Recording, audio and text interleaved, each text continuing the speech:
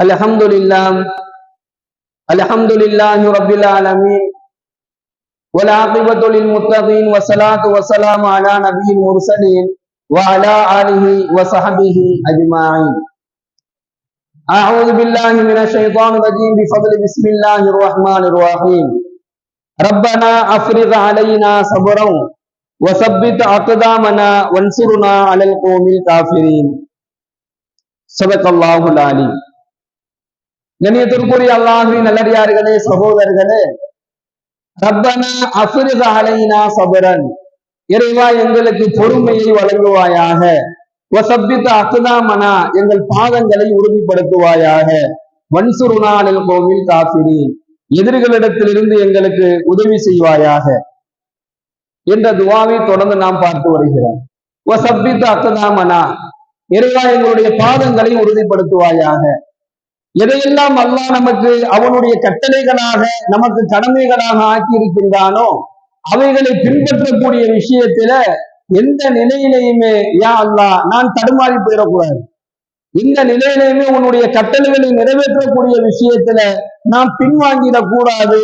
என்னுடைய பாதங்களை உறுதிப்படுத்தி வை, என்னுடைய உள்ளங்களை என்ன செய்ய, உன்னுடைய கட்டளைகளை நிறைவேற்றக்கூடிய விஷயத்துல என்னுடைய உள்ளங்களையும் உறுதியாக்கு என்கின்ற அடிப்படையில் இந்த துஆவை நாம் அல்லாஹ்விடத்திலே முன்வைக்கலாம். கண்ணியமிக்க அல்லாஹ்வின் நல்லடியார்களே, சகோதரர்களே, எல்லாம் வல்ல இறைவன் அவனால் அருளப்பட்டிருக்கக்கூடிய திருக்குர்ஆன், அந்த குர்ஆனில் அல்லாஹ் கூறியிருக்கக்கூடிய அந்த வசனங்கள், இந்த வசனங்களின் மூலமாக நிறைய படிப்பினை அல்லாஹ் நமக்கு வழங்குகின்றான். அல்லாஹ் ஒரு இடத்துல தன்னுடைய திருமறையை பற்றி சொல்லும் பொழுது இதுல நிறைய நல் உபதேசங்கள் உங்களுக்கு இருக்கிறது என்பதாக அல்லாஹ் கூறுகின்றான். இந்த குர்ஆனில அல்லாஹ் நமக்கு இறக்கி வைத்த இந்த குர்ஆனில நிறைய உபதேசங்கள் உங்களுக்கு அதுல இருக்குது என்பதாக அல்லாஹ் பேசுகின்றான். நிறைய படிப்பினையை அல்லாஹு தஆலா குர்ஆனின் மூலமாக நமக்கு அல்லாஹ் சொல்லி தருகின்றான். அத்தகைய அந்த இறைவசனங்கள் நம்மிடத்துல யாரிடத்துல ஓதப்படுகின்றதோ, அல்லாஹ்வினுடைய இறைவசனங்கள் ஓதப்பட்டால் அவருடைய உள்ளம் என்ன செய்யும்? வஜிலத்து குலூபுஹும், பயப்படும் என்பதாக அல்லாஹ் சொல்றான். இவர்கள் முஃமின்கள் என்பதாக அவர்களை பற்றி அடையாளம் சொல்றான்.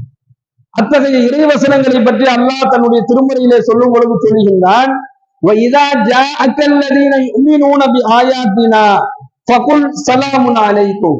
அல்லாஹ் சொல்றான், நபியே, நம் வசனங்களை நம்பியவர்கள், அல்லாஹ்வினுடைய அந்த இறைவசனங்களை நம்பியவர்கள் உம்மிடத்தில் வந்தால் ஃபகுல் ஸலாமுன் அலைக்கும், அவர்களுக்கு நீங்கள் சலாம் சொல்வீராக, சலாமுன் அலைக்கும் என்று நபியை நீ கூறுவீராக என்று அல்லாஹ் பேசுகின்றான். சொல்லிட்டு கத்தப ரப்புக்கும் அலா நஃப்ஸிஹி ரஹ்மத, உங்கள் இறைவன் கிருபை செய்ததை தன் மீது கடமையாக்கி கொண்டான்.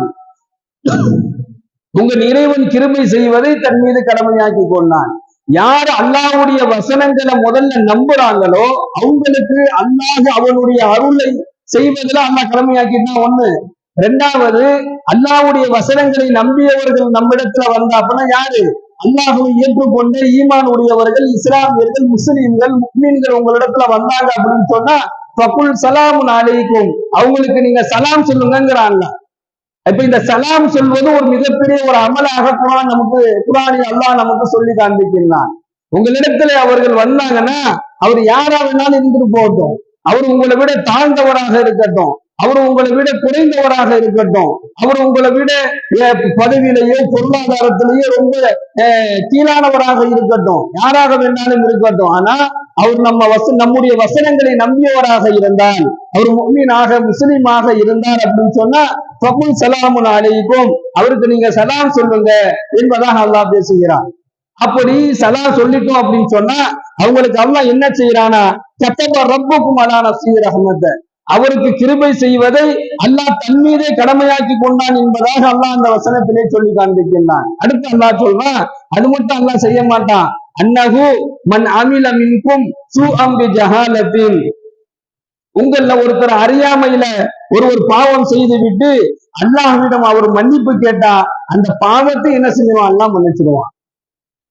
அப்போ உறுதியான அல்லாஹ்வினுடைய கட்டளைகளை நிறைவேற்றக்கூடிய விஷயத்துல உறுதியாக இருக்கக்கூடியவர்கள், யா அல்லாஹ், எந்த நிலையிலையுமே உன்னுடைய கட்டளைகளுக்கு மாறு செய்யாம என்னுடைய பாதத்தை நான் உறுதியா வச்சுக்கணும்னு ஆசைப்படுறவங்க இது போன்ற சின்ன சின்ன அமல்களிலே சரியாக இருந்து கொள்ள வேண்டும்.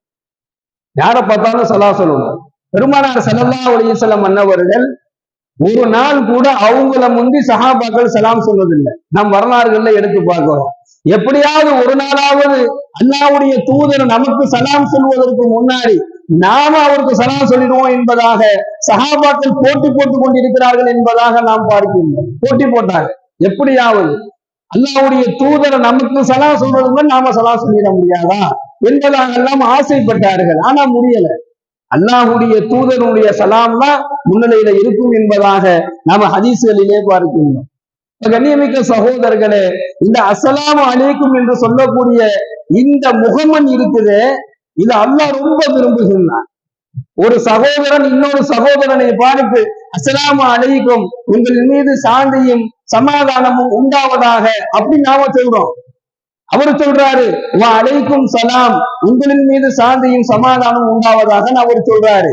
ஒரு சகோதரன் இன்னொரு சகோதரனும் சேர்ந்து இப்படி சொல்லிக் கொள்வது அல்லாஹ் விரும்புறான். பெருமானார் ஸல்லல்லாஹு அலைஹி வஸல்லம் அன்னவர்கள் சபையில ஒரு சஹாபி வந்தாங்க. அஸ்ஸலாமு அலைக்கும் என்பதாக சொல்லும் பொழுது 10 என்பதாக சொன்னார்கள்.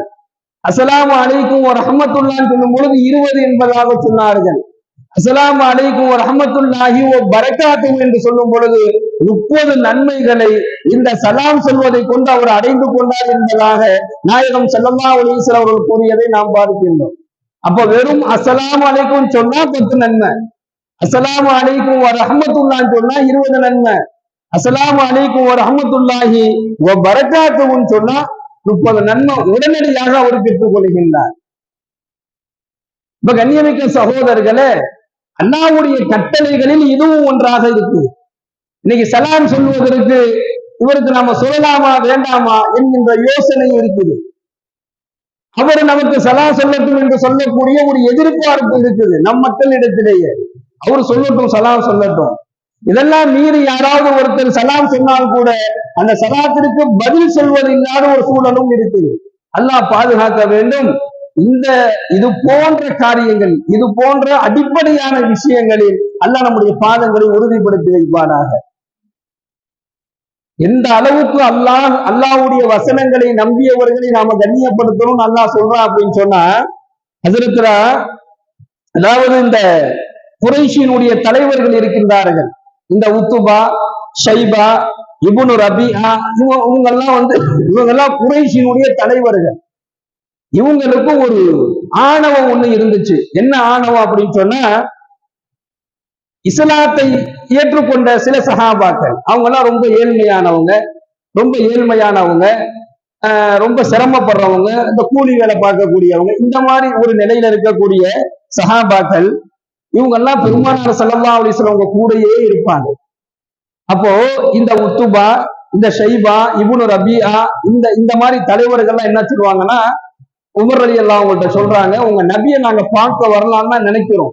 நாங்களும் என்ன செய்யலாம், உங்க நபி கூட உட்காரணும், வரணும், அவர்கிட்ட பேசணும், அவர் சொல்றதை கேட்கணும்னு நினைக்கிறோம். ஆனா அவரை சுத்தி இந்த மாதிரி ஆட்கள்லாம் இருக்கிறாங்களே, யார சொல்றாங்க, இந்த ரொம்ப ஏழ்மையான சஹாபாக்கள்லாம் இருக்கிறாங்கல்ல, இவங்கள சொல்றாங்க. இந்த மாதிரி ஆட்கள்லாம் இருக்கிறாங்கல்ல, இவங்கெல்லாம் இருக்கும்போது நாங்க வர்றதுக்கு எங்களுக்கு சரியா இல்லை, அவங்க எல்லாம் ஓரங்கிட்ட சொல்லி நாங்க உட்கார்றோம் அப்படிங்கிற மாதிரி சொல்றாங்க.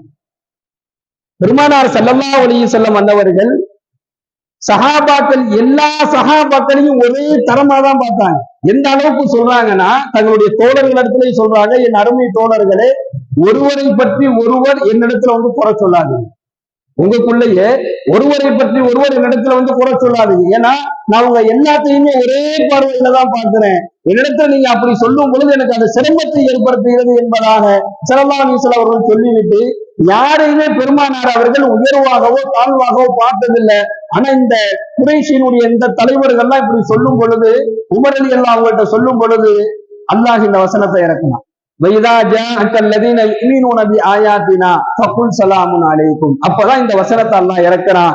நபியே, நம் வசனங்களை நம்பியவர்கள் உம்மிடத்துல வந்தா சலாமுன் அலைக்கும் என்று அவர்களுக்கு நீங்கள் முகமன் கூறுவீராக. கத்தப ரப்புக்கும் அலா நஃப்ஸி ரஹ்மத்த, உங்கள் இறைவன் கிருபை செய்வதை தன் மீது அவங்க மீத கடமையாக்கி கொண்டான்.